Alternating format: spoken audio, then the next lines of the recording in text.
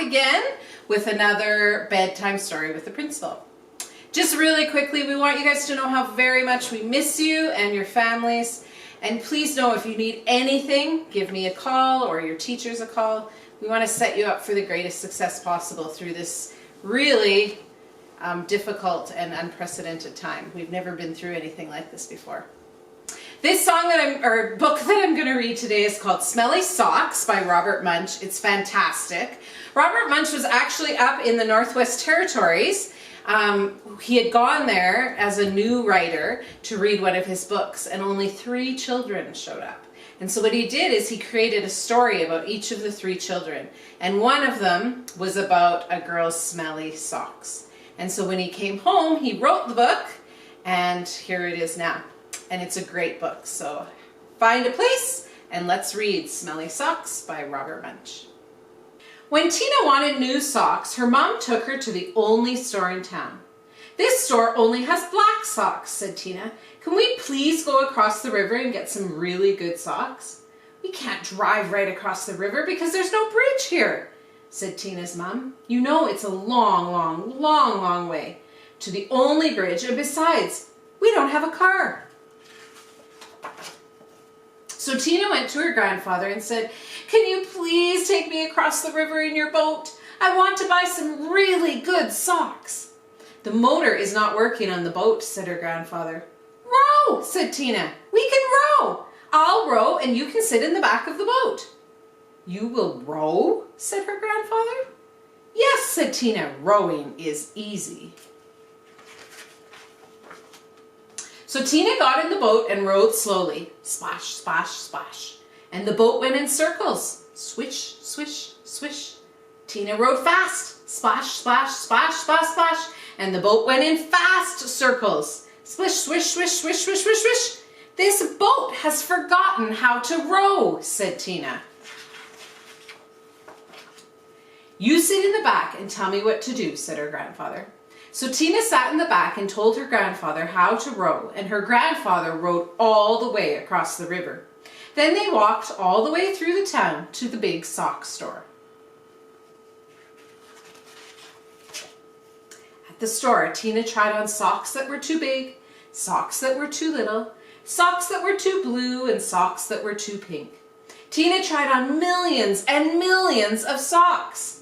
Finally, she found a perfect pair of red, yellow, and green socks. Then, since it was almost time for dinner, Tina and her grandfather ran back to the boat, and this time the boat sort of remembered how to row. Tina rowed round and round and round and round, and still got to the other side. When they got back, Tina ran home and yelled, "Socks, socks, wonderful socks! These are the best socks I've ever seen in my life. Grandpa rowed me all the way across the river to get these socks. I am never going to take them off." "Never?" said Tina's mother. "Never," said Tina. "Uh-oh," said Tina's mother. Why do you think she's so worried? So Tina wore her socks for a long time. She wore them for 1, 2, 3, 4, 5, 6, 7, 8, 9, 10 whole days. Her mother said, "Tina, I know you love these socks. Just let me wash them really quick. They'll start to smell, and if you don't get them washed, it'll be horrible." "Socks, socks, wonderful socks," said Tina. "I am never going to take them off."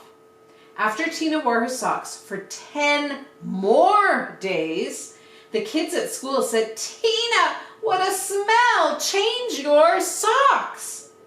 "Socks, socks, wonderful socks," said Tina. "I am never going to take them off."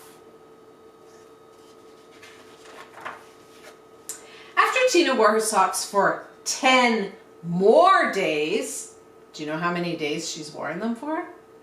A whole flock of geese flew over her house and dropped right out of the sky from the smell. 2 moose walked through her yard and fell over from the smell.